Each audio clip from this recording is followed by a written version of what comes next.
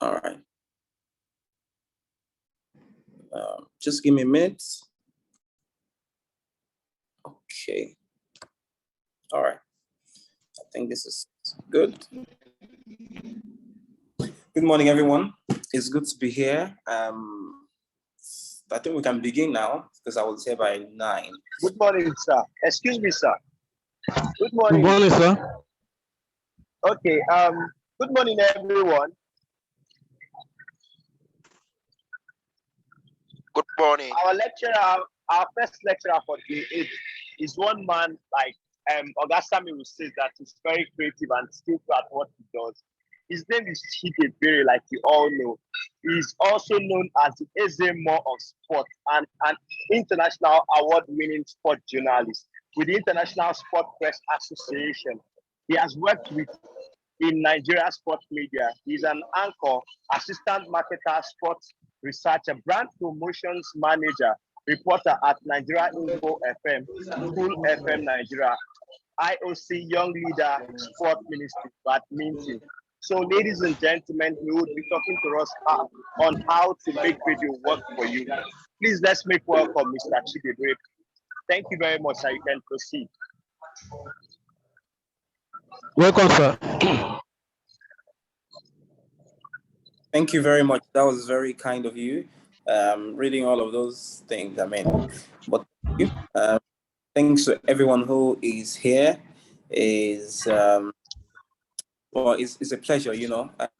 My name is Chidiebere. Like the the person who introduced me said, I am a sport journalist with Nigeria Info FM and Cool FM here in Lagos. I worked for 2 years in Port Harcourt, but then I returned back to Lagos. I've done something with the International Olympics Committee for the IOC Young Leader Program. I've also done a thing or two with the International Sport Press Association. Won my first award with them in 2020. Yeah, but then I came runners up last year. For a documentary I did on social media footballer. So I'm here to talk to you about. Am I allowed to share my screen? Because I think that's how I can access. That's how I can the host allow me share my screen so I can just see my little write-up. So I'm here to talk to you about how radio can benefit you. Something in that line. Okay, I think I'm the host now, so I can share. Just give me a minute.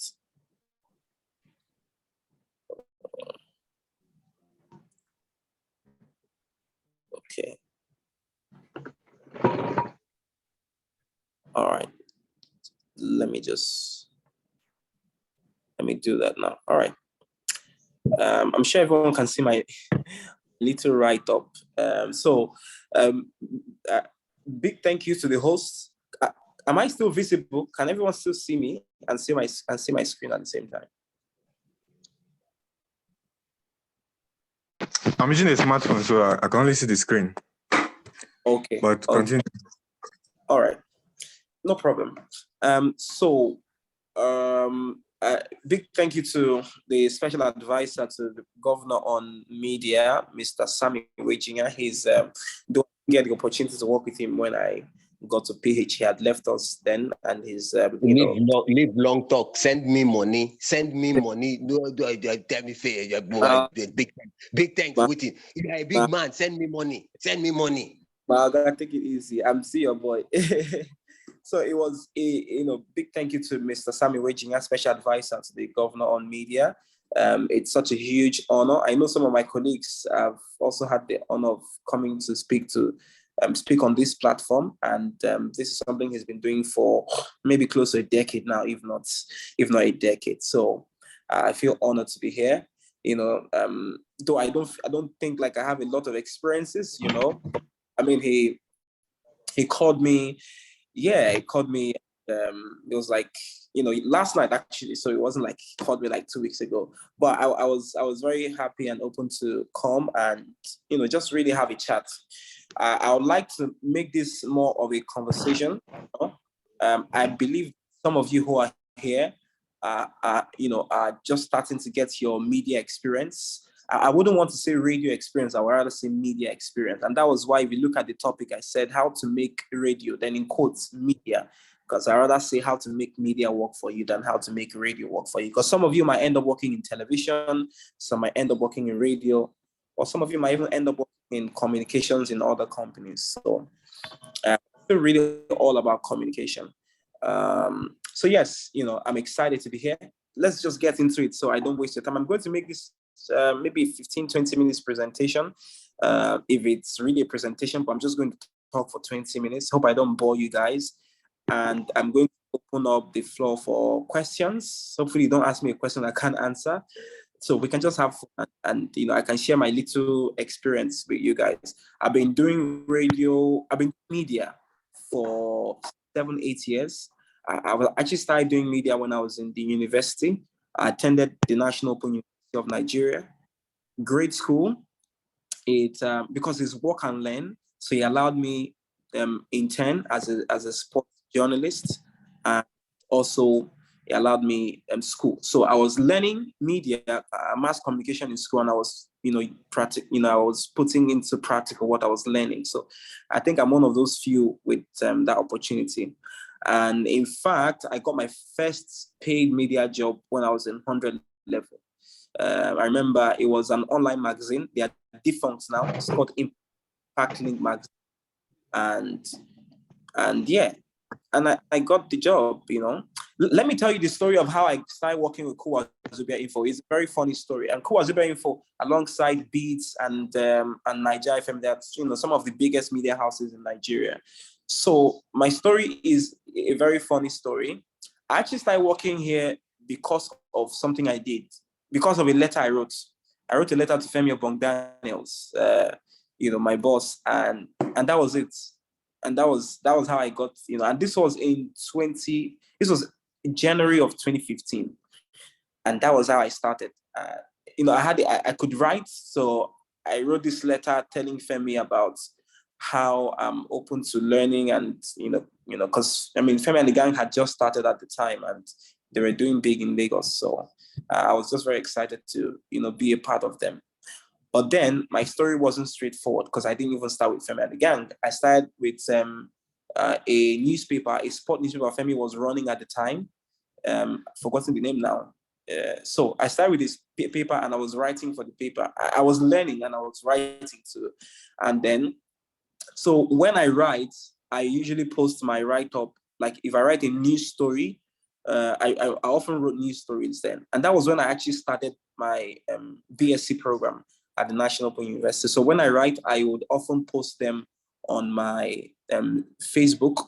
So I had this lecturer who used to take us on some core mass communication classes at National Open University. So he would always see my spot write-up on my Facebook. And so he got this job with a startup online magazine called Impact Link Mag. They are defunct now, like I said.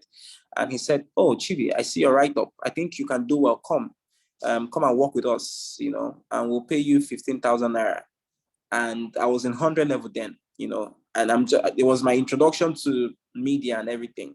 And that was how I got my first, my first paid job as a sports, as a budding sport journalist in 100 level. So yeah. So since then, for me, it's really just been a story of progress and staying ambitious, not staying extremely ambitious. All right. So I said here in my opening statement that radio or media will not make you rich, but what you do with it as a tool is what's going to make you prosperous. I don't know. Many people have their motivation to, come and work on radio or be on television. For some of you, it might be fame. You want to be famous. For others, it might be to make money. They feel like, I always thought about it though. I always thought when I was starting off, I always thought just these guys are collecting plenty of money, just talking sports. I mean, sport that everybody talks on the street every day, So it was like, that's a holiday job. Oh, like, can get it. Just be talking sports now and be collecting the money. So people, your motivation varies, just as the smile on your faces varies. So, and that's okay. Look, if your motivation is money, that's okay. I'm not going to judge you. If your motivation is fame, that's still fine. I don't know what other motivation, or passion. If your motivation is passion, that's great. I mean, you need passion. You need a lot of passion if you're starting off media in Nigeria. And because Nigeria is a peculiar place. Like, every country is unique, right? And Nigeria is also a very unique place. So is the media landscape. And sometimes the story is not straightforward. If I'm sure if Mr. Sammy Wejinya tells you his media story, it might not be as straightforward as many of you would have thought, just like every other person's story. So I want you to see media as a tool to just see media as a tool to achieve your motivation. Like I said, if money is your motivation, if fame is your motivation, I'm not going to judge you. That's okay. I also observe that along the line, your motivation can change along the line. So the motivation that started you the job can switch when you actually start the job, maybe after 2-3 years of media. So that's why I said I'm not going to judge you, but it's always nice to go into an industry like the Nigerian media industry with a bit of everything. Let money be your motivation. Let fame be your motivation. Also, let passion drive you. So have a bit of everything. Don't just be all about the money, because there's really no money in Nigerian media. And that's facts. There's money, but there's no money. So there's money in the Nigerian media and there's no money in Nigerian media. So you have to find a way to balance that. Anyway, so yes, so don't media will not make you rich, but what you do with it as a tool. So you can use media as a tool. Is not your end. It could just be a conduit for you to get to where you want to become. Look at my good boss now, Mr. Sammy Wejinya. He's he's advisor to the governor on media. And I mean, that's big, that's massive. And so you see, he, because of his years of excellence doing what he knows how to do best, all these decades, and look at where he's taking him. So why you can't tell us say money no day media? When I don't go buy land now, Chidiebere, why you say money no day? I don't buy land. Now you say I know money no day. I no agree. I say money day and money no day. It depends on but sorry. Very quickly, Yeah. I was actually joking. Yes, God has been good to me and my family, but everything Mr. Chidiebere is saying is absolutely spot on. I totally agree with him when he says he's not going to judge. He's not going to say because you went into the media, because you want to make money, he's going to throw stones at you or throw you under the bus. He's totally spot on. I agree with him. I respect what he's saying. However, in the general sense of the word, there is no much money in media. But Mr. Chidiebere, if you let me very quickly before I hand over to you again, when I got my first job in the media about 22 years ago, my producer at the time, he was working with FRCN, Osaze Obaze. He said to me, media is the easiest job to get a job. If you go into the media with the right mindset, apply yourself, understand the job, allow the job to pass through you, you're going to be one of the most sought after in the world. Tomorrow, we're going to be lectured by the best football commentator in Africa, Mark Gleason. I'm bringing Peter Drury, who is the best in the world, to come and talk to us. I can go on and on because I have paid my dues in the industry. I was able to wash my hands properly. I didn't go into this job with the motivation of making money. Chidiebere is a lucky man. They paid him 15,000. The first time I got a job in the media, nobody paid me shishi. But I didn't despair. I put my foot down. I put my head down. I was humble to my bosses and I said, I want to learn. Money will come at its time. Now, the last commissioner for sports in Rivers State said, I want to work with Sammy. The new one comes and says, I want to work with. Why are they doing this? Because they now say, this man sabi this work. He has taken the time to ingrain himself into the principles of the job.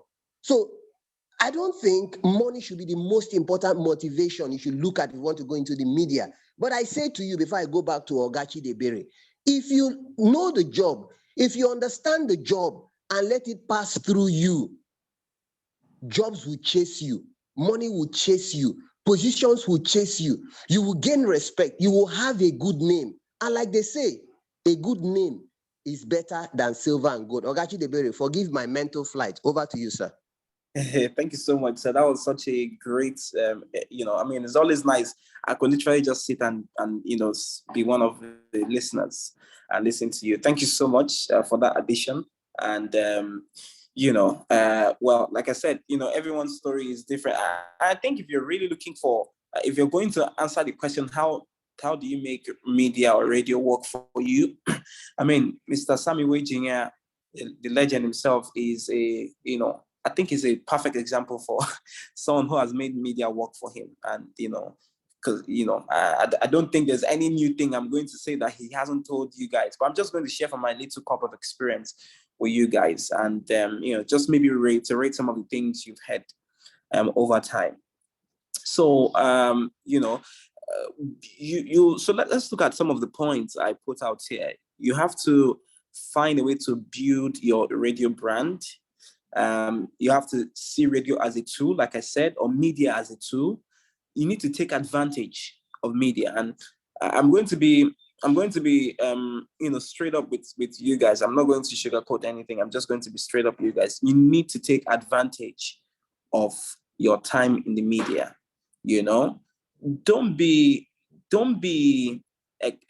extremely advantageous. Okay, there's always a way not to overdo something. There's always a way to just be smart about things, but you need to take advantage and don't get yourself sacked, because some people, they can be extremely ambitious and then get themselves sacked. It's always nice to just be a bit humble in how you try to take advantage.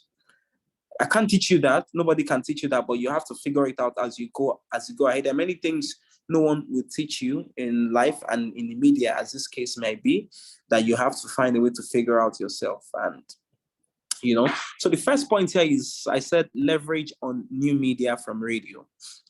So I'm sure all of you know what new media is. When I was in the university, I used to teach core mass comm courses. I taught core mass comm courses from my second year in 100 level. I was a pretty good student. I'm not trying to blow my trumpet. I was supposed to finish the first class, but I got busy chasing money and all that at some point. I'm not even seeing the money now. Anyway, so yeah, I taught mass comm courses till my fourth year, and I focused on mass comm courses, and it was pretty nice. So in new media, I mean, some of you who are doing mass comm in school, and for some of you who are not even doing mass comm in school, that's fine. Some of the greatest media personalities we have didn't even study mass communication in school. They either learned from observation, watching other people do it, from attending lectures as this or webinars as this, and going out on the field and meeting other people and seeing how they do their thing. So you need to find a way to leverage on new media. New media, in this sense, is social media. That's new media. You have to find a way. So, and this is a real life experience. I've seen people. So because of how the media landscape is in Nigeria, from time to time, when Nigeria go into recession, so many media houses, even the biggest, they cut staff, they cut on their staff. It's not just media it affects every industry, really. They reduce their staff level. They reduce. So it happens also on radio, it happens on television, it happens in media generally. But what's going to save you might just be your social media platform, So I've seen people, and this is a real life story. I've seen people who, this company A wants to sack. They say Nigeria is in recession. They can no longer, pay this the number of staff they have on their books, and they want to reduce. They have 12 radio staff or 12 TV staff, but they want to reduce them from 12 to 7. What's going to happen? So they start looking at, okay, should we take this person off? So I've seen people who have been kept on a job, not because they are better than some of the people who got sacked later, but because they are, making waves on social media. So social media is very important. I can't overemphasize how important social media is in this 21st century. Social media is key. And some of the ways you can leverage on new media is, these days people make more money on social media than even on contemporary media, that's radio, television. You get? So you have to find a way to merge both together. When you merge both together, you are a stronger person. You're a stronger person. It makes you, I wouldn't say almost untouchable, but it makes your media house see the value in you. They see the value in you and they be like, okay, though you might not be so good on air, there are things you might still, or maybe your show rating, you might be good on air, maybe your show rating is not so great, but we're going to leave you because you're big on social media. You help, and the company, the media house rubs off you because you're big on social media. Do you understand? So it's very important. Some of the ways you can leverage on social media is putting your content on radio. Maybe if you're on radio and you're doing a show, you can record a 5 minutes, do a 5 minutes recording of you doing your thing and post. In fact, you can even stream your shows if you have a show, or you are maybe observing a show. If you're doing your job, so you can stream on your Facebook, on your Instagram, and on even Twitch, on Twitch, or is it Twitch they call it, or something like that? This thing's gamers use. There's so many streaming platforms. On YouTube you can stream. So that way you're growing your so just the way you're growing your radio audience, you're also growing your social media audience. I understand that so many media houses have their rules and regulations, but I'm sure that you should find a way, or you can find a way to leverage on new media. It's your platform. I don't think a lot of media houses will have a problem with you streaming your, just going live on Insta Live while doing your program, or while talking on a program, maybe as an analyst or as a guest. Stream, put it up on social media. If you can't stream, get a clip of it, put out on social media. Grow your social media platform and connect it with the traditional media you work with. Is very important, because this thing can save you, save you on rainy days. It can save you absolutely. So the next point here is attending events and connecting with people within and outside of your beat or your industry. So yeah, I mean, personally, I'm not so great with going out and attending events. Again, it depends on your person, but maybe that's why I'm not as rich as Malga, who is, but he's light years ahead of me. I mean, I'm just doing 8. He's done like maybe 20 or so, so that's understandable. But you need to be able to attend events. If you're a broadcaster on, you're doing an entertainment show, you need to be able to attend entertainment events, attend entertainment event, put yourself there, let people see you, connect with people in your entertainment industry. I mean, the entertainment industry is so big and is thriving in Nigeria. It's one of the biggest thriving industry in Nigeria. So go to events, be an event person, literally, because that's how, sometimes you think people know you, but people don't actually know you. You might be doing a great job, but if you don't connect with some people, how are they going to maybe give you, how are they going to give you like outside job, outside of outside radio? How are they going to give you like events to host or stuff to do? You have to connect. So my advice would be attend events. If you're into sport media, go to attend matches, go to press conferences, meet people. Don't be shy to talk to them. Don't be shy to approach senior people in your industry, people who are ahead of you. Talk to them, be nice, be respectful, and just connect, connect with them and keep in touch, because you never know. You really never know. I'm not saying if you go to events, all of a sudden you're just going to go from 0 to 100, maybe in terms of your finance or anything else. No, I'm just saying it's always nice to connect, even if it's on group. If you're on a group, I say people in your industry, like we in sports, we have like different sports groups where people in sports interact. So be active there as well. Interact with people. Be respectful. Very importantly, and be humble. And yeah, but particularly I would say attend events and connect with people within your industry. And it's beyond connecting with people within your industry. Also connect with people outside of your industry, because you really never know. Be open to many things. Like they always say,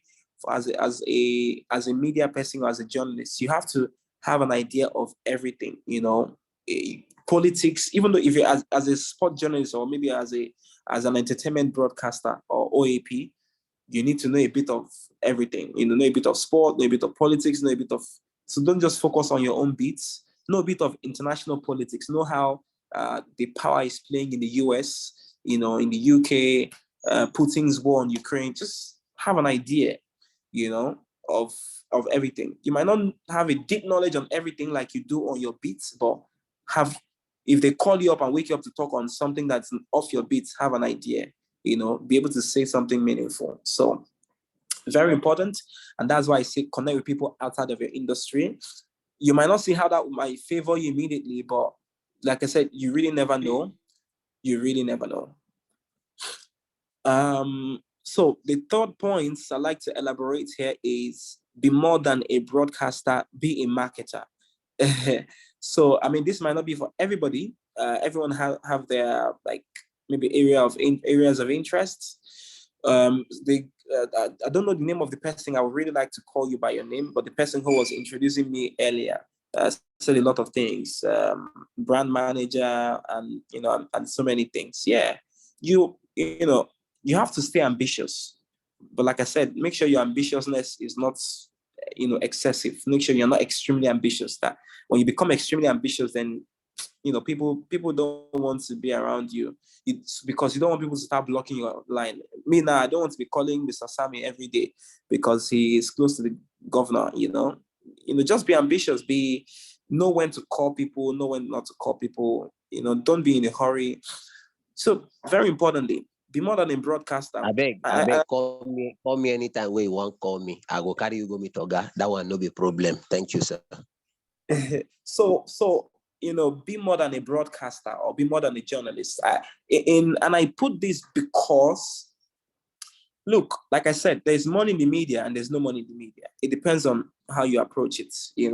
So in the company I work, they always tell us that nobody can market your show, your program better than you. So that's why sometimes when our marketers, we have marketers, we have those who are specialized marketers.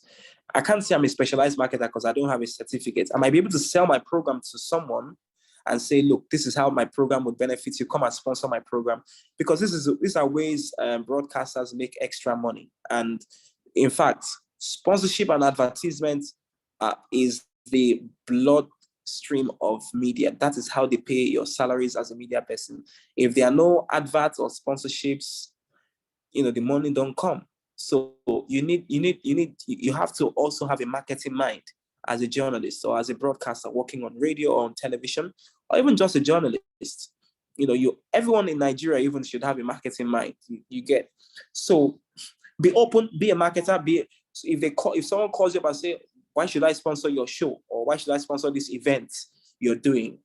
You should be able to sell that event to them. So that's what I mean by a marketer. A marketer is someone who markets something really in literal terms. So where I work here, they always tell us that nobody can sell your show more than you. So be a marketer.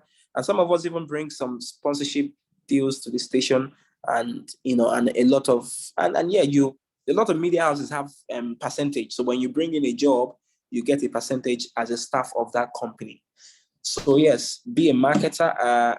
I'm very interested in sports business and sport marketing and sports sponsorship. I'm also interested in sport media because I'm still a journalist. I'll always be a journalist.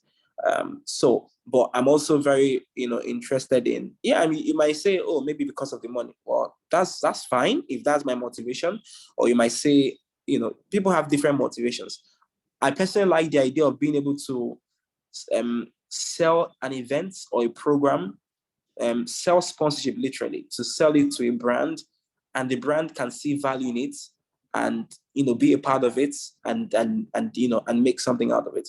I might not have marketed or sold a lot of big shows or big events, but I've done little, and yeah, if the opportunity comes to do bigger, you have to start doing little before you start doing big. So if the opportunity comes, why not you take it? But then be more than just a broadcaster. And that's the bottom line of all of this. Marketing might not be your thing. There might be something else. You might know how to sing. You might want to maybe go into music. So that could be another passion of yours. Chase it. Don't just focus on being a broadcaster. Also chase other things by the side. It might be business. You might be interested in. I see a lot of media people, these days, who are doing so many businesses, and you say, why are they doing, other things? Like, don't they pay them enough? The thing with life, like some of you might know, is the higher money you earn, the higher money you earn, the higher your responsibility. Your taste become broader. Before you just enjoy drinking Coke with your meal, when you start earning a bit higher, you're going for Hollandia and things like that on a regular. Maybe there are things you buy twice a month or something, but now you now start buy them on a regular. So, and it could be higher. It could be, you might have money like Mr. Sammy Weji, and you're using Hennessy for breakfast and all those champagne. I don't get money. I don't get money. Now, Bumi, they give me loan every day. Bumi, God bless you. So basically, that's my point. So you have to be more than a broadcaster. Chase your other passion. Your passion should be able to bring you money. Yeah, your passion should be able to bring you money, because how do you survive? How do you pay your transport? How do you buy your car? How do you for your car? How do you, feed your family? So your passion should be able to bring you money. However, you should also know that there's a time to sow a seed and there's a time to reap. When you begin, your story might not be as straightforward. You might not be making 15K like I did when I started, maybe for like a few months, because the magazine didn't last. You might be making nothing, and there'll be a lot of pressure. There'll be a lot of pressure. In fact, when I started media, if I went on with how, like, my parents, like what their opinion was when I started media, I'll probably not give them. I'll probably not send any money home to them, or support them in any way. But then your personality also have to speak. You can't repay. And I'm not saying they were bad or they were evil, but you can't take because people didn't see something that you saw, and then when you finally have a breakthrough in that industry, you're not going to support me, because they're still family. Family will always be with you in your ups and your downs. And family are beyond just your blood. The person who gave birth to you, your friend can be closer to you than family. So he's also family for you. So don't look at family in that regard. So yes, when I started media, I mean, if I had gone with the original plan, because our parents always have plans for us. If I had gone with the original plan, I'll probably be a police officer right now, because I come from a police home.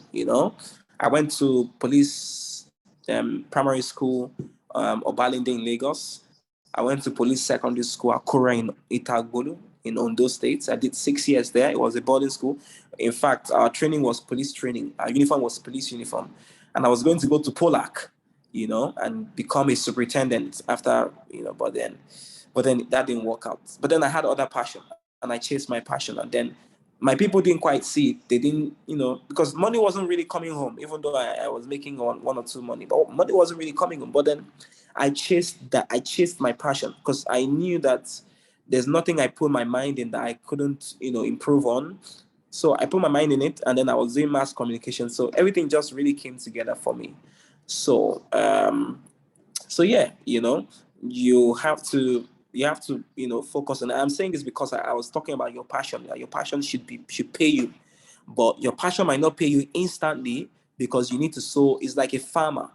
You know, you don't expect a farmer to have seeds and want to reap it immediately. No, he has to sow it, and wait for a few months. You know, yours might be waiting for a 1 year or 2 years, depending on how well you improve or your progress. Because trust me, media houses will not pay you if they don't see value in you. It's until they see a value in you that, okay, this guy has the potential to be a great broadcaster or a great journalist, you know, and they might put you on, you know, a certain salary or put you on internship money. So here where I work, I have someone who she's actually in school, but she's being paid. She's a staff. I don't know if any of you know Onyechi Ekumankama. She does voiceovers for Indomie. There's a lot of Indomie voiceovers you hear on their jingles, and she's the one who did it. And you know, so because it's all value in her. So, yeah, even why you chase your passion or chase other passions, it can be singing or anything. Here I put marketing because I'm passionate about marketing as well. So the money might not come immediately, but then at some point the money will start coming because look, you need a certain kind of reward when you do something. All right. So be it financial, be it, you know, any other sort of reward. Some people like fame, you know, some people it's not even money for them. They just want to be popular, and fame can bring you money. So, so really they're all, hooked together. So be more than a broadcaster. I'm going to repeat that again. Be in other things, you know, chase your other dreams. Don't just focus on broadcasting, be damn good at it. But if you have any other passion, chase that passion, you know, chase that passion. Because I mean, you're in Nigeria, you know, and I've seen even some really good, some media houses even sack some really good guys, you know, not because they are not good or anything. So you need to have a plan B as well, you know, something you can maybe fall back on when anything happens. But that doesn't stop you from getting. Chidi, can I say something, please? Please. Yeah. Brilliant. Thank you very much, sir. I love this part Oga Chidi just talked about. It doesn't matter how good you are in your job. And this is not just related to the media. It doesn't matter how good you are. You can get kicked out because number one, nobody, I repeat for emphasis, nobody is indispensable. Talent without temperament is tantamount to nothing. If your bosses find out you are a disruptive influence, you are not a great team player, you don't respect the rules of the organization, you display a lackadaisical attitude towards your work, you don't come to work when you're supposed to come to work because you think you're better than everybody else, they will let you go. They will kick you out because you will be bringing down the business. So they will cut their losses and kick you out. So Oga Chidi, again, is spot on. I repeat for emphasis, talent without temperament is tantamount to nothing. And that's why I always underline the importance of us being proper human beings. I always say this is not just a media training. It doesn't matter how good you are. It doesn't matter how excellent you are in the job. If your attitude isn't right, if you prove to be a disruptive influence where you work, you will be kicked out. So always remember that no individual is indispensable. Work on yourself, work on your attitude. Understand that it's not just about what you do professionally. What sort of individual are you as a human being? Work on that so you don't get kicked out and being thrown into the labor market. Buhari administration, they worry you. Oga Chidi, I hand over to you, sir. Thank you so much for that, Mr. Samuel Waging. Truly, I really appreciate you throwing a bit more realistic light, I would say, to that, because, you know, people always think that media is all rosy. People don't get sacked. People get sacked, you know. There are lots of big names. If I mention their names and tell you, look, they were sacked, you'll be surprised. But they weren't sacked because they were not good at their job. They were probably number one when they were doing the job. So it's beyond just doing the job, you know. I mean, during the COVID-19 period, a lot of media people were sacked. You know, the popular ones you even know of, they were let go, not because they were not good. There were maybe other reasons why they were let go. Sometimes it could also be office politics. Sometimes it's not a fault of yours that you get kicked out. Maybe just because of office politics. So, you know, just to balance it there, because there were people who also lost their job just because of a lot of office politics, or maybe there's a new boss who wants to show that he's the boss. I want to, sack some big names and tell you that, look, I'm in charge, So there's politics everywhere. There's politics in every industry. So that's understandable. So 3 more points to go here before I open up for question and answer. Be innovative within your industry. Look deep within. There are opportunities. Be innovative within your industry. Look deep within. There are opportunities. There's so many opportunities in Nigeria. We've not even scratched the media space opportunity in Nigeria. We've not scratched it, and it's not a fault of it's not really I can't put a finger and say this is the person whose fault it is. You look at America, for instance. America know what it is. American media space know exactly what it is to sell sponsorship. You see, making money, selling sponsorship.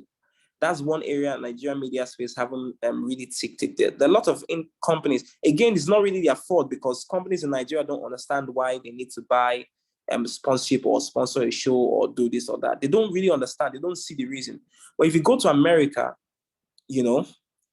I'll give you an example. Look at the Super Bowl, for instance, the Super Bowl final. Like, every little thing is paid for. Every little, you might see just I've forgotten what they call it in television. Just a line of a brand's name, just by a corner of the TV. That's money. That's a lot of money, Maybe because our marketers in Nigeria are not so creative with that. But marketers in Nigeria are doing great. Those who are selling sponsorship and all that are doing so well. But I think there's still a lot more to do. So it's really all about being innovative and looking within. And I'm going to give you an example. It might not be a direct example, but hey, it's also an example. So I work on radio. I do TV sometimes, Wazobia TV, because it's under one parent company. But then, I just do TV once in a while. 2 seasons ago or last season, I anchored a show on Wazobia TV called La Liga, where we presented La Liga because a company had bought the rights to show La Liga games and they were using Wazobia TV. So, I've been in and out of television. But yeah, my main focus is radio, and that's where I earn my daily 2K or monthly 2K. But I went on and I did a documentary. I did a documentary, not the greatest documentary you see, because just looking at it at hindsight now, I'm looking at it, I'm saying, maybe this could have been different, maybe that could have been different. But I did a documentary, a visual documentary. Now, that was not part of my job description as a radio host. My job description is to host shows, make sure the ratings are up so that sponsorship will come, because sponsors only come for shows that have high ratings. So do shows, do a great show. That's my job description, and do other things on radio. And radio is an audio medium, like all of us know. But I was motivated, and so doing a documentary, I did a documentary called Social Media Football. If you go on YouTube, you find it. It was a documentary about a girl who was really doing a lot of numbers with her footballing videos on social media, on Twitter particularly. In fact, one of her videos had over 200,000 views. And, that was really a motivation. At some point, Lisa Okpan was a Nigerian woman footballer. She tweeted and said she would help and support the girl. But even before she tweeted, I had reached out to the girl before, but then I couldn't do the documentary because the girl was not in Lagos. So I was struggling to see how I'm going to travel to Osun State to go and shoot film with her. But then luckily for me, the period when Okpan Ozie declared her support for her, she was in Lagos, and that gave me an extra spring, to say, oh, I really need to do this. And then I did it. So my point exactly is a kind of innovation, is like being creative, because that wasn't part of my job description. My job description is to do radio. It's an audio medium. I have nothing to, I'm not sure. My training was majorly radio and not really television. Television is a bit more technical, but it's not so hard. If you do radio so well and you watch television, you can learn a lot from observing just the way people do things. And of course, reading too. It's very important. So, but I did that. But I didn't do that just because I wanted to do it. I did that for a few reasons. One, there was a time in my life where I was really positive and I wanted to work with the BBC. And I'm like, if I do this one now, if BBC job opportunity come, I can have something to show them and say, oh, because BBC is television, right? And I'm doing radio. So I needed to show them something to say, oh, I can also do television. I can tell a story using television or a visual story. So that was, that was part of my many motivation. Another motivation was the International Sport Media. I won an award in 2020 for something. I didn't really think I was going to win that award, but it was a new category that was developed, and then I won the category for young reporters for something I did, a report I had run. So I wanted to have something else to present to the AIPS. They call them the AIPS, International Sports Press Association.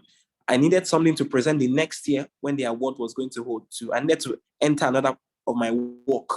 So I thought to myself, oh, I need to do something. I need to do something higher, something better than what I've done. So those were part of my motivation. One, to work with the BBC to have something to put in the application and say, I've done this, I've done this, because BBC is television. Two, to apply for another award, because you have to submit your work. It's an award for sport journalists around the world.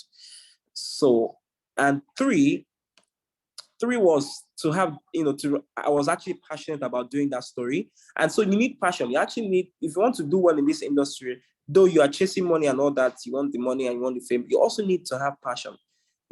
I'm the type of person who I get bored easily. Like I'm already thinking, what's next? What can I do next? I'm thinking of something to do. I'm restless. I want to do something more than just coming on radio and talking. I want to do something, because I see people doing a lot of really cool things, and I want to also do those things. Do you get? So you have to also. Can I come in? Sorry. Yeah. Sorry for interjecting. I think at this point in time, I'll share a true life story. I think it was in 2017. Let me see, 18, 19, 20, 20. Yeah, 2017. I was in Morocco. I traveled with Rivers United. At the time, I was the media officer of the club, and I had a Zoom interview for a job that I presently own, a job I presently have. I'm presently the head of sports, Mega Electrics Limited. Mega Electrics are the owners of Beat FM, Classic FM, Niger FM, and Lagos Stocks FM. Now, that interview on Zoom, I probably shouldn't share this in public, but I want people to learn, was conducted by two persons. One of them is known as Mr. Joseph Faulkner. Joseph Faulkner, I'm sure Ogachidi knows him very well. He's the head of sports of Lagos Stocks FM, in extension Mega Electrics Limited nationwide. And the second person who conducted that interview is a lady known as Mrs. Chidiebere Jessie. I said, this is a very personal story. I probably shouldn't share it, but it's something that will change your mindsets forever. They were in Lagos. I was in Morocco. The interview was done via Zoom. The interview was for me to get my present job as head of sports of Mega Electrics Limited in Port Harcourt. And they said to me, Sammy, we're not going to ask you any formal question about what you're going to do for the station, whether you're fit and proper. We've gone through your CV. It's quite formidable. We know you. So we are absolutely certain, we have no doubt whatsoever that you can do the job with distinction. Now, with the benefit of hindsight, I think I've proven them right, and I think they've been proven right, but that's not even the story. Now, they said, we won't ask you whether you can, when you go for a job interview, they ask you, why should we give you the job? They didn't ask me all of that. They said, Sammy, we know you can do the job. Now, this is the cocoa. They said to me, Sammy, how much do you want us to pay you? And I said, I don't really care about the money. I think I've shared this story with some of my students in the past, but I've never shared it with you guys. I said, I don't really care about the money. I want to do the job because I love. They said, no. We need to know, how much do you want us to pay you? It was a back and forth, and long and short of it is, I never mentioned the figure. I never did. Now, when they gave me my employment letter, I picked it up at the airport, Port Harcourt International Airport, Omagwa. That was a few months later. Obviously, I got the job. I had traveled, we had come back to Nigeria. I traveled with Rivers United to Ikene. We went to play Remo Stars in a game. I was in Benin when the head of the person in charge of HR called me and said, Sammy, we have your employment letter. Come and pick it up at GRA, my office at GRA. And I said, Madam, I'm not in Port Harcourt, but I'm on my way back. She said, okay, I'll wait for you. So it was a race against time. This was around 1 p.m. Guys, just be patient. It's a very important story. So I was telling the driver, hurry up, hurry up. But not be only me in the drive. He was with the Rivers United team. Long story short, we didn't get to Port Harcourt until almost 6 p.m. I reside along Ozoba. It's very close to the airport. When I got to Port Harcourt, I picked up my phone. I called Madam. Madam, I'm in Port Harcourt. She said, Sammy, I couldn't drop you. Employment letters, they don't drop it with anybody because the amount where then they pay you, they're inside there. So they don't want, it has to be a private thing. They don't want anybody to see it unless you want to share it with somebody. That's your prerogative. The woman says, Sammy, you have to come to Lagos to pick up your employment letter. Right now, I'm at the airport. If you can meet me at the airport, I said, Madam, just hold on. As soon as I got in, I just jumped into one of my cars, drove straight to the airport. The woman was about to move to where they will start boarding. I saw her. And then I picked up the letter. That was the first day I was actually meeting her in person. I picked up the letter. Long and short of it, as I picked up that letter, I was driving back home. I put the letter on the passenger seat. I didn't open that letter. It was my wife that opened that employment letter. The way they do it, I don't know how Oga Chidi's company does it. The way they do our own employment letter, they don't write how much you're going to be paid per month. They write how much you'll be paid per annum every year. So my wife looked at it. I'll be open with you guys. It was millions of naira, no be hundreds. That was 2017. When she split it down, like divided it into 12, she said, oh boy, see how much these people, they pay you. Now, that money that they said they were going to pay me in 2017 was a lot more than I would have asked for if I'd asked them to pay me so and so amount of money. But because I didn't ask, they decided and said, see what we're going to pay you. And it was much more than I would have expected. You see, we were saying media is not the most high-paying job, but by the grace of God, my company, they tried for me. But I didn't go for the job because of the money. I went for the job because of the passion that I had for it. And they were amazed. They were amazed with the benefit of hindsight. Madam Chidi was telling me later, we've never seen anybody who came into an interview with that kind of mindset without demanding for how much they were going to pay him, in spite of the fact that he was coming with a formidable CV. At that time, I'd done almost 20 years in the media. It's not everybody who does 20 years. But I went in there with the mindset of, I want to work, no be for the money. Now, there are days in the morning, I wake up like this. See, I don't dey old though. I don't want to stand up for bed. And with due respect, I don't have anything to prove to anybody in the media again. I have paid my dues. I have nothing. That's why I do what I do now. I want to give back. I want to help the young people to grow. I want to share my experiences. But it is that driving force, the passion, the hunger that I have for what I do that will make me enter my car and start driving from Ozuoba to GRA and do 6-7 shows every day and go to work every day of the week and work on Saturday and work on Sunday. You guys know the story, well documented, that Mr. Sami has been in the media for 22 years. It is not normal. It is not normal for somebody to be in the same industry for 22 years. He's not just doing it, but he's very relevant in what he does. So I say to all of you, soak like a sponge everything Ogachidi is saying to you. I've never interjected any lecturer as much as I've interjected him because I'm feeling what this man is saying. He understands what he's saying. He understands the industry. Don't go into this thing just because you want to make money, just because you want to be celebrity. I remember, just before I go back to Ogachidi, way back then when I started, there's a lady called Ibiso Dakoru. She was a senior reporter in Guardian. I'll try to get her to talk to us. She said to me at the time, she was my friend. She said to me, she said, there is this program, because I was doing a show at Treasure FM at the time. She said, there's this program they do at Redeem. It's done by Henry Kalio. She said, your program is not as good as Henry Kalio's program. Because at that time, I didn't have the experience that Henry Kalio had. Now, a child is born. That time when they born the pikin, the child will cry. The mother picks up the child. The child cannot start walking on that day. Small, the child will begin to sit. From a sitting position, after a few months, the child will begin to crawl. After a few months, the child will begin to stand. Come the waka gingerly, and then the child falls down, stands up, falls down. After a while, the child begins to walk. After a while, the child begins to run. These are processes. It doesn't happen overnight. So I say to you, as I look at an excerpt from a man called Olarotimi, he wrote a book called The Gods Are Not to Blame. He said through Aderokpo, who was one of the protagonists, who was talking to Odewale, the key protagonist, he said, do not rise too early, my son.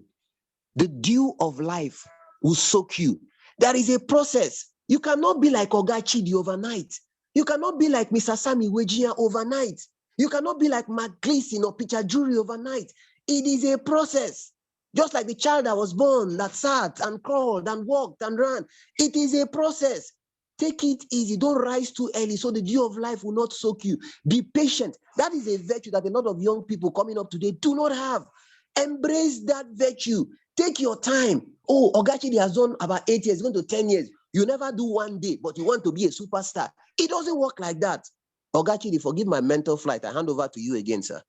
No, sir. I mean, I'm always enjoying and listening to your expansions and additions, and I mean, also learning from your wealth of experience. 22 years is I hadn't even started dreaming of doing radio, so that is, I mean, take away 22 years from my life. I'm probably a baby, So it's always nice to hear from you and to genuinely just listen and learn from you. So thank you. I'm not sure I had the opportunity to be in like webinars like this when I started. It was just for me the passion and the drive, and it was crazy. Like if I really talk about my journey into the media, it's a very funny story. Funny thing, I was in a native doctor's home when my passion for radio started. It's funny, right? Yes, it's funny. I was actually, maybe that's why I'm the ASM of sports. I was, and that's a fact. I was in a native doctor's home when my passion for radio started. I know they go juju, that I didn't take myself there. I had just finished secondary school, and I had this uncle who was sick, and they took the man to one native doctor healer like that. And they're looking for which young boy could stay with this man. The man had, God bless his soul, he's late now, one of my uncle from my maternal side. And they were looking for who would take care of this our uncle. Everybody is busy. Oh yeah, this boy that has just finished school, finished secondary school, come and stay with him in Ikorodu in Lagos. If you know Ikorodu, it was a developing place back then, but now Ikorodu is big now. So that was how I went to, and we didn't have television. The man was in one room, so they were treating him with herbal medicine and all those kind of things. The man had pile, and he had a bit of partial stroke. So I was helping him to stand and doing other things. I might not be able to say here because they were very, crazy things. So the room didn't have television. The room, that's why I said everybody's story is not straightforward. The room, there was no TV. It was just one room. All we had was a radio. A radio set, and me and my sick uncle, who is late now, God bless his soul, and that was it. And then every time, so the only thing we had to the outside world, because we're inside, place hadn't developed, there were bushes around us and all that. It wasn't like though it was like a street, but then it was a bit like a village because it was in Ikorodu back then. This was like maybe almost 12 years ago or so, or less than, no, not 12 years, let's say like 9-10 years ago. Yeah. So, so all we did was listen to radio. And for me, that was it. So I always listened to these guys on Nigeria Info called Femi and the Gang. And, for me, that was really where my passion for it. I'm like, I want to do this thing. I think I can do this thing. And, me, if I put my mind in something, I always achieve it. Started looking for these guys on Facebook. It was Emmanuel Etim who I first texted on Facebook. And this was in 2014. And that was really how it started.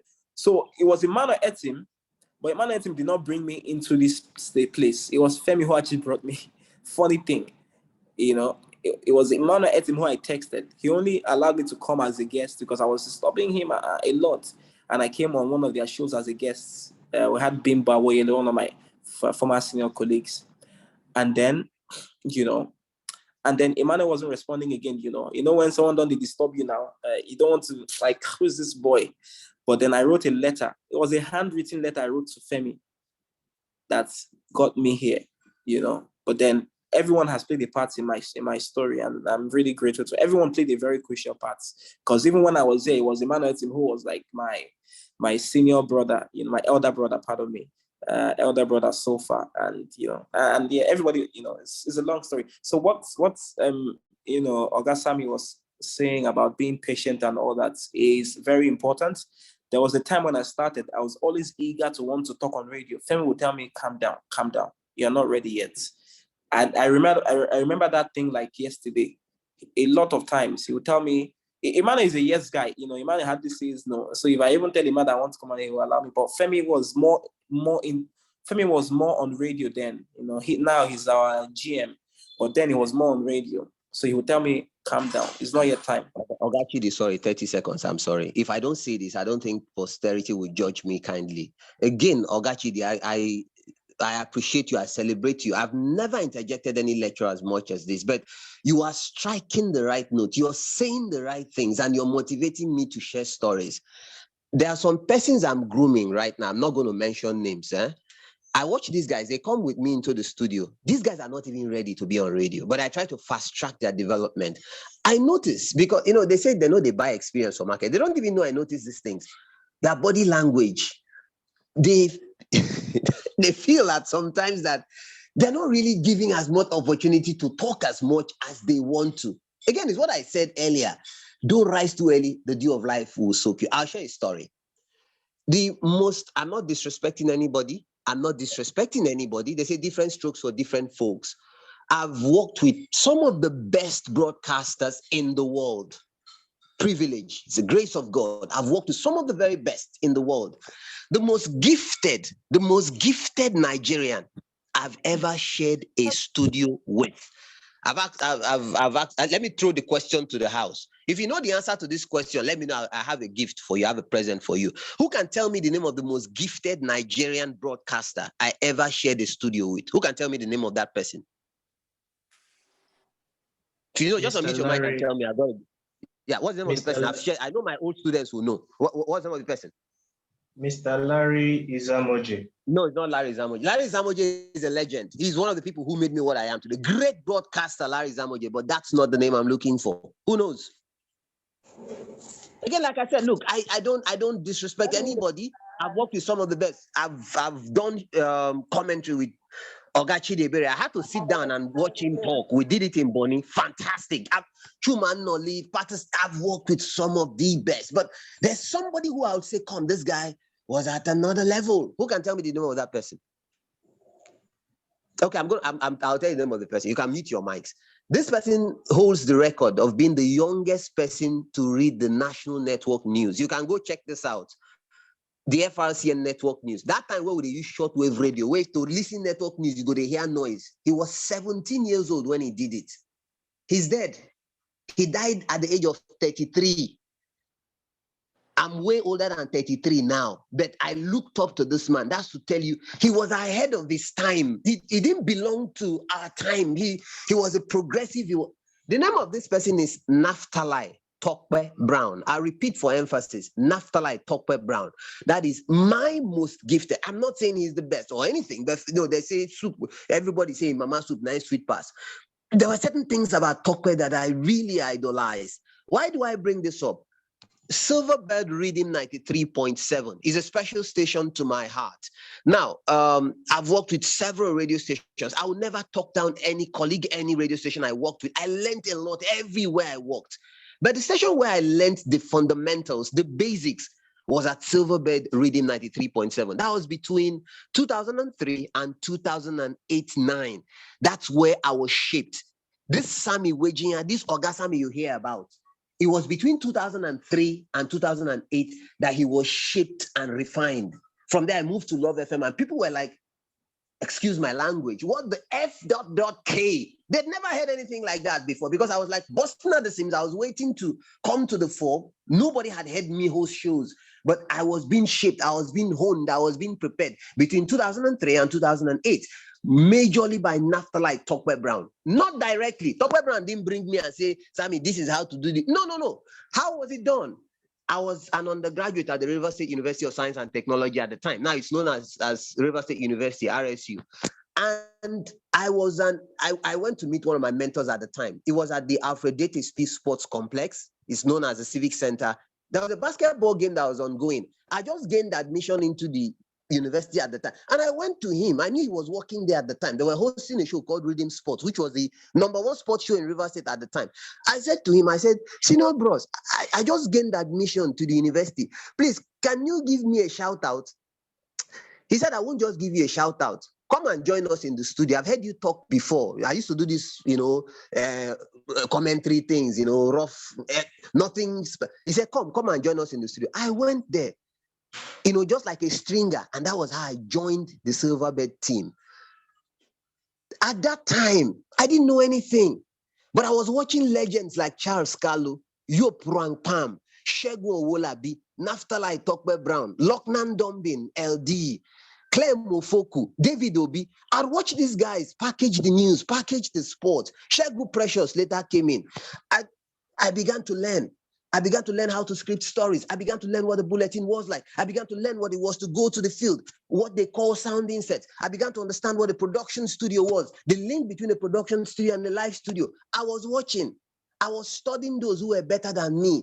I remember at some time, Shegu Precious, who was the person in charge of production of the news bulletin for Reading Sports, he'd be leaving the office and I'll say, Oga Shegu, allow me, make I produce the sports.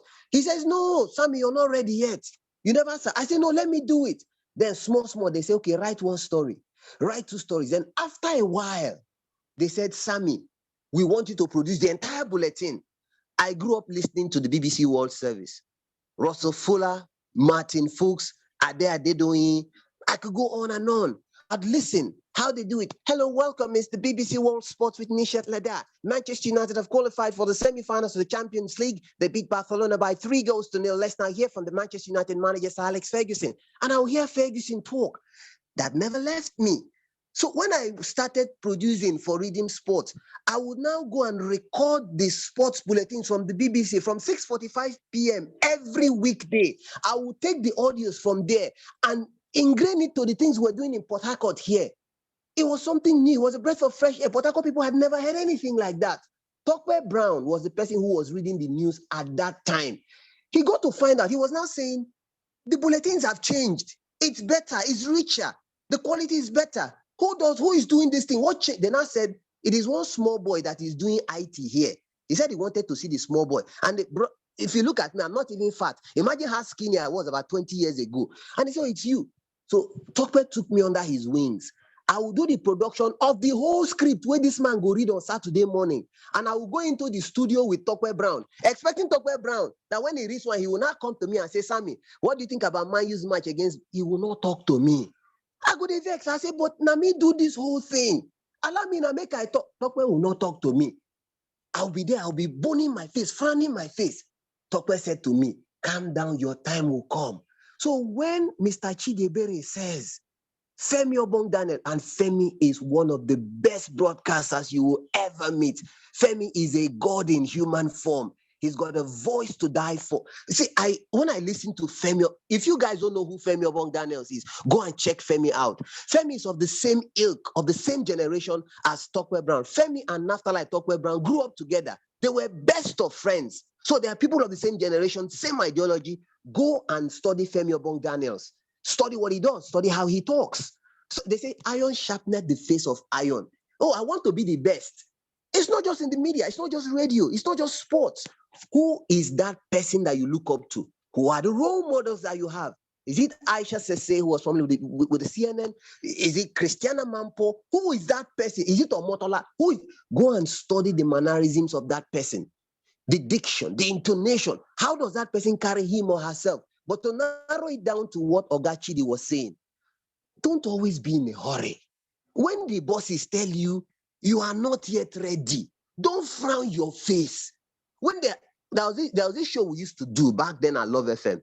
They call it, what's it called? Is it Sports Rise, 6:45 a.m. every day. My boss at the time was Siri Dumwite. There's this guy I was working with. He works with Oga Chidi in Port Harcourt, Carl Orakwe.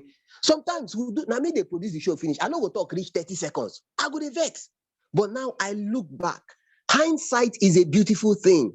The things that I learned those days when I just sat back, I was watching the Ogas, those who were more experienced than me, do the business. Those things have now come back to help me. Now I can look at you people, I can teach you, I can tell you. Again, experience, the way you buy them for market. It takes time to garner these things. So never be in a hurry. Don't have a bad attitude when you think that they are not allowing you to talk, or when they tell you your time has not come, you're not ready. Don't feel bad. Be happy. You're learning like a sponge. I keep using that phrase. Begin to soak up everything that they tell you. Oga Chidi, I promise I won't interrupt you again. Thank you. No problem, boss. I mean, that was, I mean, another rich take from you, and just expanding it, and I mean, I learned too. So, a big thanks.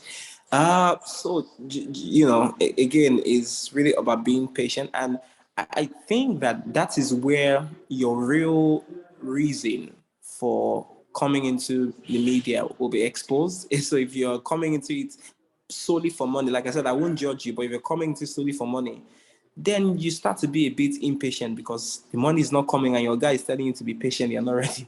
So you leave it half baked, or you can leave the station where you've been learning so far and jump to somewhere else. And there you might meet someone that tell you, oh, come now, let's talk. And then you're average. You don't want to be average. So when people tell you you're not ready, I mean, just know that they want the best for you, all right? And know that, I mean, why would they not want the best for you? If you do well, they're going to put it also and say, it's pride for them, for the person who trained you. They will look back and say, this guy, I trained him. So there were a lot of times Femi told me that I should calm down, that my time will come, And yeah, but that didn't stop me from being ambitious. I was still also looking out I learned a lot observing, You can learn a lot observing, and Mr. Sam Regian was absolutely right. Have role models, people you want to, maybe not really be like, but people you would like to sound like or talk like, or be your own self, be original. Don't try and talk like somebody else, but you can learn a lot from a role model, someone you look up to. So that's also very important. And if you don't do all of this, radio will not work for you, because you have to excel in what you do for you to be in front of kings or dine with kings, like the Bible would say. A man who does well in his job sits with kings, and that's why Ogasam he's sitting with the governor now. So let me just wrap up. I know I stopped on being innovative within your industry. Look within, there are opportunities. I've sat with some people. So I've sat with a lot of people. Like some 5-6 months ago, we were having a chat with the man who leads Super Sports, Felix Awogo. So there's a new project I was working on. The person who I'm working with actually employed Felix Awogo to Super Sports. That's funny thing. Mr. License Holy is South African.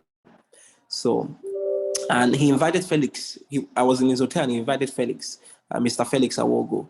And very jovial man. He brought his own drink. He always carries his drink everywhere he goes. And one of the things he said is, Africa is a green, place. Like Nigeria or Africa generally is a green green land. That means there's a lot of opportunities. So look within your industries.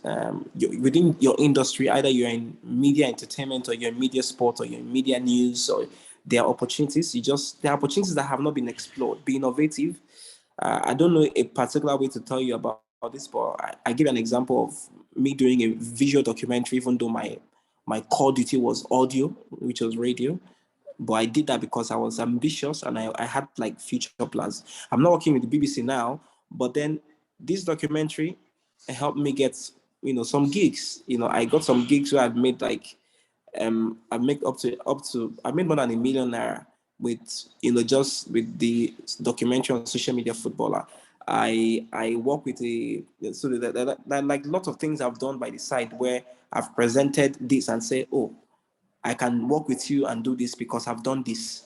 I'm a good storyteller because I've done this. Look at what I've done. And they saw what I've done, and they're like, okay, we want to work with you. So that was me looking at the future and seeing the future, I'll give myself that, because the brand I work with now, we're working on a documentary. It was because of some of the things I've done, like particularly that documentary. But I should do more because I don't like staying on something that's old, because it was in 2021. I'm always looking forward to new opportunities. Sorry for the background noise. I had to move my location. So I'm just going to wrap up now. Be an all-rounder. It will save you to save you in rainy days. I'm sure you guys understand this, but if you don't understand, an all-rounder in the sense that know a bit of everything. I'll give you an example. So here on the media house I work with, there's a way when they employ for my sports team, Femi and the gang, there's a way they employ. They don't employ you just because you can analyze sports or analyze. They employ you because of certain qualities. They are looking for, you could be a lousy person, just a noisemaker. They will employ you. And they might not employ the person who can, who can analyze all the sports. So they have like they try to balance things. So why they employ people who are really good with commentaries and good with sport presentation, they look for people who are a bit off, not really fully I would say I won't say an outlier, but yeah, someone who is a bit different from what they have. So if they employ A, they are going to look for someone who is B, and they're going to look for C or D. And so so that's how Femi forms his team. He always says that Femi Bong Daniels, it doesn't really employ because somebody that might give you an advantage. You're really good talking sport and analyzing and presenting. That might give you an advantage. Maybe if someone who can do that same thing in the team leaves, they cannot bring you on board. If someone who is, a controversial person, and they need someone who is controversial, who don't really care, who can say things, and I won't say don't really care, but who can really be controversial on radio. If that person leaves, they need to fill in that post. They will not employ somebody who can do commentaries to fill in that post. No, that's not the post they're looking for. So they're looking for someone who can fit into that bill. I don't know if you guys are understanding what I'm saying. But if you're an all-rounder, that means you can fit into different positions. And I say that because they call me the Azemo of sport. And the Azemo really didn't start up until late 2018. And before then, I was like this normal guy who would talk sport on radio, want to analyze and all that. But then I realized that, okay, there might just be another part of me that, maybe I can be a bit controversial on air. I can cause a little problems. People like entertainment, so don't just come and talk sport and be boring. And people like that you can be entertaining when they listen, be controversial. Say things that will be controversial, that people will want to react to. That's really media. If you do think, why do you think some of these, popular guys always do controversial things? It's because maybe they want to trend, and that helps them keep their relevance. So people have their different strategies. So just be an all-rounder. And I can say that I'm an all-rounder in terms of, maybe in commentaries, I can do commentaries. In presentation, I can do presentation. In if you are looking for someone who is controversial, who can put on a show, I can try and put on a show. So like be an all-rounder. Just if they put you here, be able to function. If they put you here, be able to function. That's exactly what I mean. So yes, because it will help you in rainy days. In rainy days means maybe they want to reduce their staff, their staff and all that. They might say, oh, we can't let this guy go. This guy can read news. He can also do shows. So we can't let him go. But we can let this person who can only read news go. So we'll let the person go. But they didn't let you go because you can read news. You can also host a show and do a damn good job of doing it. So be an all-rounder in that sense. You get. And finally, which is also very important, be humble, be ready to learn and make sacrifices. And be humble, whether you are up there or you're just starting off, be humble. I mean, and be ready to learn, because someone took you for an event, maybe a senior colleague took you for an event and you did 1 or 2 work for them, and maybe they didn't give you money. Yeah, I mean, it's okay to be sad, but don't take it personal. Okay? Learn. What did you learn from that experience? I've done so many things with different people where I wasn't paid. Maybe I thought I should have been paid, but then even up till now, you still do things with people and they don't pay you, but you move on. You learn from that, you learn the positive from that, you keep the negative at the corner and you move on. So that's part of sacrifices, because the media is such a small space. At the end of the day, everything, all that goes around comes around. We all need each other at the end of the day. So you don't want to make trouble with a senior colleague just because they took you out for an event or something, or a coverage, and then you are just starting off, and then you're expecting, on a normal climb, maybe they should have. But if But we know Nigeria is not a normal place, right? So we're not, it's not a normal place really. So if those things don't happen, yeah, it's painful, but yeah, move on, and learn from it, learn the positive from it, and move on. When you are starting your media career, there'll be a lot of sacrifices you have to pay. Sometimes, you might not be able to come to the studio all the time, maybe because you don't have a lot of money or transport money and all that. But the few times you can come. That's all part of the sacrifice. No good thing comes without making sacrifice. So you also have to make sacrifice. Though the media landscape in Nigeria can be better, but then, it won't change overnight. So you have to, keep pushing, set your eyes on the goal, keep pushing. Because when you're good on radio, that is when all of these other things can work for you. That is when you can make media or radio work for you. Because then people know this guy is doing a great job. I'm sure it's happened to Ogasam. I know he doesn't enter Uber or both these days, but I've been on boats or I've gone to some places and people are saying, are you a Zemo of sports? And like, I remember an event I went to recently. There was a book launch on Thunder Balogun, and I met someone. He's a pastor actually. He was with the author of the book, and I introduced myself because I know the author of the book. The man was like, "Are you?" He gave me a hug. He didn't give me money, but just that satisfaction on his face, and the fact that it tells you that you're doing a good job. You get. So sometimes everything is not really all about money. Money is important because how are you going to survive? But then there are other things that can give you satisfaction. And that was one of it. So, be humble, be ready to learn, be ready to make sacrifices and improve. Learn, have a mentor who you can learn from. Don't try to copy him, just learn from him. And yeah, but you can also copy good things. I won't say you can copy good things too, but don't be original, be yourself. That's what I'm saying. That's my point. Be yourself. When I came to Port Harcourt, when I do shows, people say you sound like Emmanuel Ettenborough. I couldn't help it. I'm just trying to do a show. I would say throughout my career, I've learned from everyone, everyone that I've come across. I've learned one or two things from them. So I think I'm a combination of so many people I've come across throughout my small media career. So yes, and by the time you're good in your job, that is when you're going to sit with kings. And that is why I said in the beginning that Ogasami is a perfect example, just a stereotypical example of how to make media or radio work for you. Just look at where he is now and just look at his track record of excellence over the years. So that's my lecture today. I have to be in a meeting by 11, so I'll just take some questions till maybe 10:45, and then I'll leave. Thank you.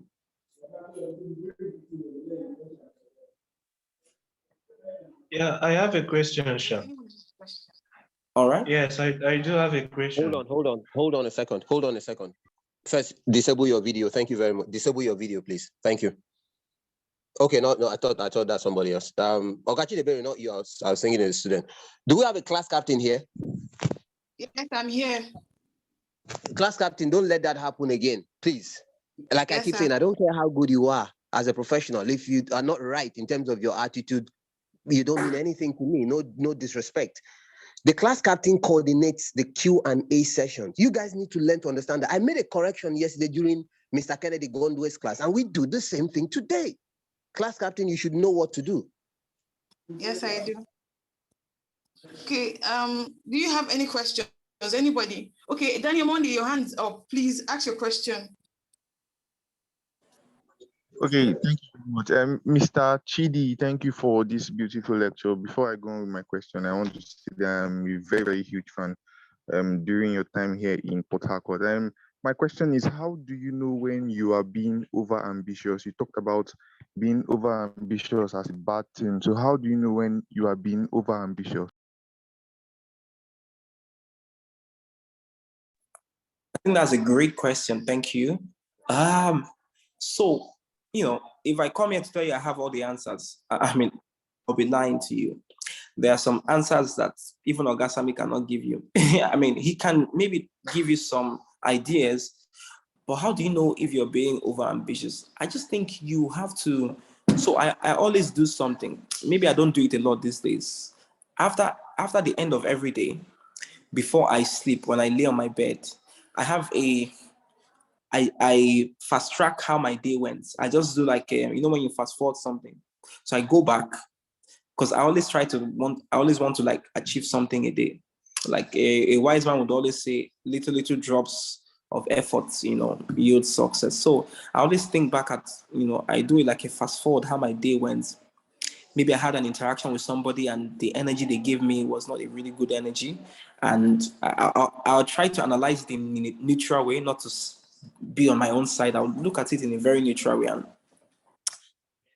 so maybe I was pushing someone and I wanted to maybe be on their show, or yeah, it is. So you just have to be conscious of yourself.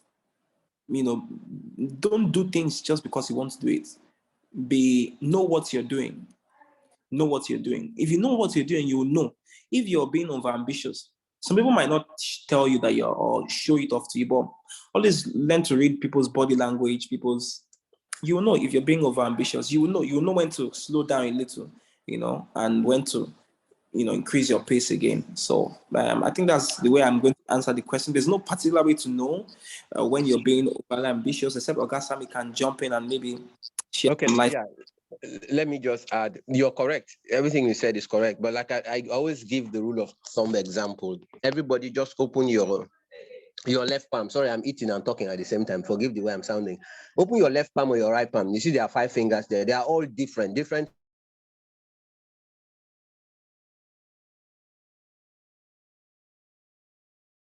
sizes and everything. If your fingers are different and those fingers, compare that to the fingers of Oga Chidi and compare that to the fingers, everybody's different. So when you say overambitious, context, you apply it to your boss. In this case, your boss most times will be the person who says, no, this person don't do the overambitious. So you study your environment, you study your boss. What kind of person is he? There are some bosses who don't care if you act, quote unquote, in an overambitious manner. There are some who feel this guy don't they grow too fast, or don't they do like saying they too much, or we go cut in wings. That's another. It's not just your bosses, also your colleagues. Your colleagues are extremely important if you're to succeed or fail. So also try not to make it look like you're lording over your colleagues. You're having a God complex. If you do that, that's also a problem. The most important thing is study your environment, study your colleagues, study your bosses. Some bosses are very gentle, some are very hot-headed. How does this person want to be followed? What sort of colleagues do you have? So it's about, Ben Murray Bruce, forgive me, it's about common sense now. Oga Chidi. All right. Thank you. I think that just really envelopes everything I said. No one can really teach you that, but you have to know when to stop. You have to be conscious when you do things, like I said. And Gasami just really puts it to bed. So, are there any other questions? Because I'm running. Said Alainka, your hand is up. Please go ahead with your question. Okay. Sir, as a radio broadcaster, what important points should be kept in mind while writing a radio program? Thank you. While writing a radio program, your point is it while preparing a radio script? Or when you say writing a radio program, it sounds to me like, you have a... Yes, a radio script. Okay, what important points to keep in mind while doing that? What's, the important points to keep in mind? Is that what you mean? Yes. Okay, so there's a rule called KISS. People who did media, they would know. There's a rule called KISS. It's called keep it simple and keep it simple. Short and simple. Yeah. Short and simple. Yeah. So radio is not where you want to be talking. Make sure you have, if I'm preparing a radio script now for my show, you could just highlight the main points, and it depends on, now your question is not direct though, but if you're doing a news, if it's just news you want to do, of course, news on radio is not more than, for a story, there are different house styles though, I've come to realize, but then for radio is always short because radio is an audio medium. Make sure you have your inserts, you have your interviews, maybe something that can help just collaborate on what you're reading. If I'm talking about Thomas Tuchel being sacked and, the Chelsea manager who was sacked, sorry, I'm using a sport example, but because I'm sports. Or let me say I'm talking about so Burna Boy recently dropped a tweet saying he would have punched Wizkid to show Twitter followers that he doesn't like all the trolls and everything. If I'm reading that story, I will now say, but I also like to remind you that in 2018, Burna Boy came out to say how much he loved Wizkid. Then I'll go and look for that audio that he said in 2018. They're all online, YouTube, anywhere. Look for it and I'll play it. Now that might not be directly, that's not, so you see the way that connected with what, is a bit of a contrast. So while you're saying Burna Boy said he will punch Wizkid to show his online fans that he's serious, you're not telling people also that this guy said he loved Wizkid in 2018. So you are going to play that voice he said, so just, make sure that because it's radio, make sure you have audio to play, something to kind of like back the story you're reading, and keep it short, simple, and sexy. Or, use the kiss rule. Use the kiss rule. It's very important because it will save you a lot. Use the kiss rule. Keep it short, simple. I think that's what you have to have. That's the most important thing you have to have in mind. Don't ever over elaborate. Give people the juiciest part very early and move on. Because you don't want to be reading a novel for them. You want to just give them 2, 3, 4, 5, 6 lines. 1 paragraph or 2 paragraphs, depending on if you're doing news. But if you're doing a proper show like a sports show or an entertainment show, you can mix it, but just make sure that you keep it short, simple, and sexy. Thank you. Can we have another question? I have 10. Fortune, best man, please go ahead.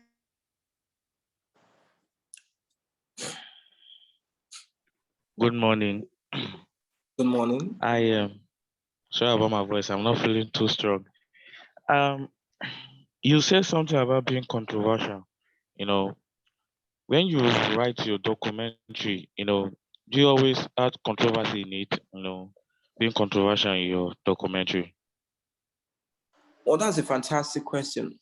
It depends on the subject you're looking at. It really depends on the subject you're looking at. I did a report. In 2021, early 2020. I did that report in 2020. That report was titled Lagos Athletes and Poverty. Lagos Athletes and Poverty. That was a very controversial report. That report exposed the Lagos State Sport Commissioner. I won't say exposed that he did any bad thing, but he exposed the lack of interest for athletes' welfare. I'm using sport as an example because I'm a sport person, but I can also use other examples, but I'm using a more direct and real life example for you. I did that report. It was about 10 minutes long.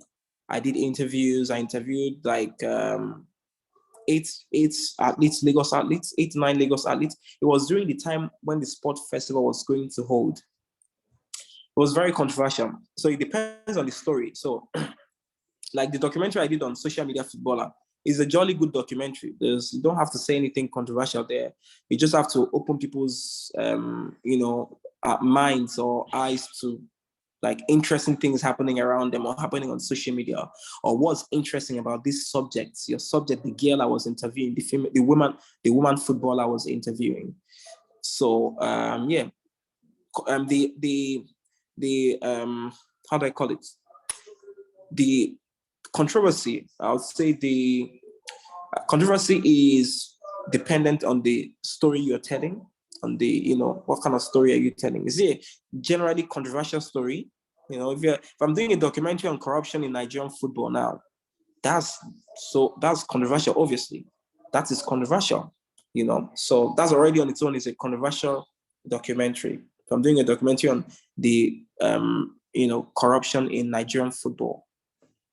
So I think it depends on the story, but on social media footballer, for instance, I didn't see anything to be controversial about. It was just me trying to show people that, wow, this girl is really doing well for herself, and to encourage. In fact, the documentary was to encourage more women footballers in Nigeria to be social media footballers, because I noticed that during the period when I was doing the documentary, not a lot of women footballers in Nigeria were using social media. So it was also to encourage them to use social media, because the women's football in Nigeria is not shown on television. That's our league, the NWFL. So it was also to encourage, and I was happy with the little output or the ripple effect of that, because some of them were now opening social media accounts. When they drop a post, they would tag me, and that was, for me, that was a good satisfaction. So the object of controversy is dependent on the story you're telling.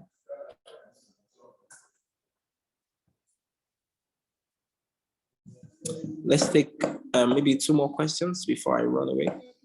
Go ahead with your question.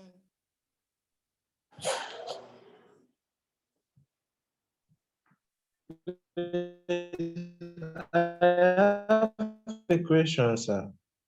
Okay. Can you hear me? Yeah. Okay. My name is Divine. Okay. My question is this. My main reason of joining this training is to become a professional football analyst or a journalist. So I want to ask, after this training, what can I do to go further in my quest to become a football analyst? Let me help you. Oh. Ogachi, let me answer this one for you. Is this Akelachi? Yes, sir. Yeah, okay. You will come and work with me. You want to do that? Would you like to work with me? Yes, sir. Yes, sir. I would love that, sir. If you work with me, if your BP is low, it will become high. You want to work with me? Yes, sir. Yes, sir.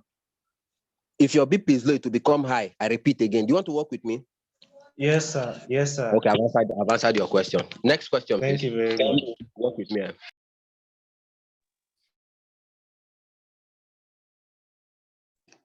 Victoria, your question. Okay. I think these are before. Good morning, sir. Good morning. I'm Martin Victoria.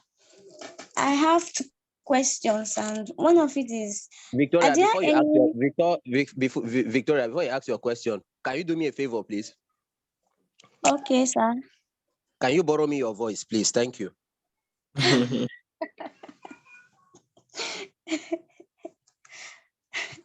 I wish I could. Okay, All right, let me go straight to my question. I have 2 questions. Firstly, I want to ask if there are any necessary equipment for hosting an interview. And then the second question is, for an upcoming media personnel, if there's any necessary equipment for hosting an interview and it is not at your disposal for the moment, how do you host an interview?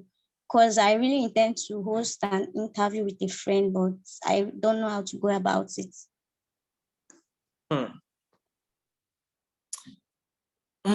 Your question is not so straightforward, but I'm going to answer it in the best way I can. When you say, so as a journalist, there are a few things, when I started, there are a few things, and I'm really grateful for how I started, because I truly became an all-rounder. I could produce, I could use the Adobe audio, I mean, I think as a starter, as a journalist, you should, as a radio presenter, or as a journalist generally, especially in 2022, you should know how to use a video editing software. It's not so hard, actually. If you give it 1 week, you know it, you learn it. Either with your phone or with your system. You should know how to edit. I could literally close my eyes. I can't though, but I'm just saying, close my eyes and I edit an audio. Like I'm so proficient with audio editing, because at some points within my journey, my major job was really to produce. I was going on air though, but my number 1 job was to produce scripts for the shows. So I had the mind of an editor. I would decide this story is worthy to be discussed. These are the talking points I would like to have. I'm the one who makes the decision. Before I came to Port Harcourt, that was the major job I was doing here in Lagos. I was the central producer. I decide what the OAPs go and talk about. Though sometimes they have like one or two other stories of their own, but majorly I decide. I cut the offer, the audio, maybe interviews, so like I had that an editor mindset right from a long time. And I did that here for like 1 year, 2 years. I was the guy in charge. So if there was a show, I was the guy giving the anchor the script and say, look, this is how I want this show to go, this. And funny thing, I was even still an intern by that time. So a tool to use if you want to do an interview, I think these days, some people don't even need to be on radio to become great anchors. Radio is a traditional medium. These days, as social media, people host interviews online, be it on Instagram or on Twitter. There are Twitter Spaces now, but there's a thing about radio, really, that's people who are in all those spaces can't give you. Radio is a more professional way to do things. In fact, they take people from radio to host some of these spaces. These big brands, they do that. Media people, because they want a professional job. So it's not anybody can wake up and have 2,000 people on their space on Twitter, but then they might not really know the rules of proper presentation. They might be good, they might learn over time, but what I've seen top brands do is they take media guys actually to host these events. I know a lot of media people. I'm sure Gasami too have done 1 or 2 spaces on Twitter. I have done a few spaces on Twitter as well. So when you talk about tools, that's a tool. Social media is a tool for you to host so if you're not on radio or if you're not on television and you want to do an interview, you have social media. You can do an interview on Zoom, with your friend and record it. You can even do an interview with a celebrity or with a sport person, depending on your industry. During the COVID-19 period, there were people, when we were on lockdown, people were not able to go to work. That kind of really impacted on the Nigerian media landscape. People were doing more interviews online, on Zoom, on YouTube, on Skype, on Facebook. People were doing more interviews there. So when you talk about tools, these are the tools you can use. These are software tools you can use to conduct your interviews with anyone you want to conduct your interviews with. And so you don't need a lot of tools. But if you're on radio and you get an opportunity to host a show, yes, and you want to bring in a guest for interview, you can absolutely do that. So I hope I have answered your question. Your social media is your tool, is your best tool. You don't need another tool. Or yes, you can always get like all these mics, and if you have the money, you can set up a mini studio in your room, on your apartment. Just check online the way those guys do it. You would see people who do podcasts. You could do that as well. So if you're saying you want to do a podcast, that means you're talking a bit more technical. So you have to ask the technical guy, technical guys, what do I need? You might need a little mixer in your room. You might need headphones and all that. But I think you can still do great doing interviews on Zoom and Instagram, Facebook. And when you're done, you can save them. So if you want to cut some of those things for radio, you can still cut them, especially when you're interviewing someone who is very popular in the industry or in your industry. All right, thank you very much. You really answered my questions. Joy, you can go ahead with your So question. I think this is where it's 45 already. In fact, it's 46. Many thanks, and I really appreciate. I'm sure you guys learned a thing or two, and it's been a pleasure doing this. Thanks to Ogasami Wejiya, the special advisor on media to the governor. Really appreciate the opportunity to talk to some of you, and I hope to see some of you at the top as you really start and continue your media journeys. Thank you all. Thank you. Okay, Oga Chidi, just before you go, I'm on the road already.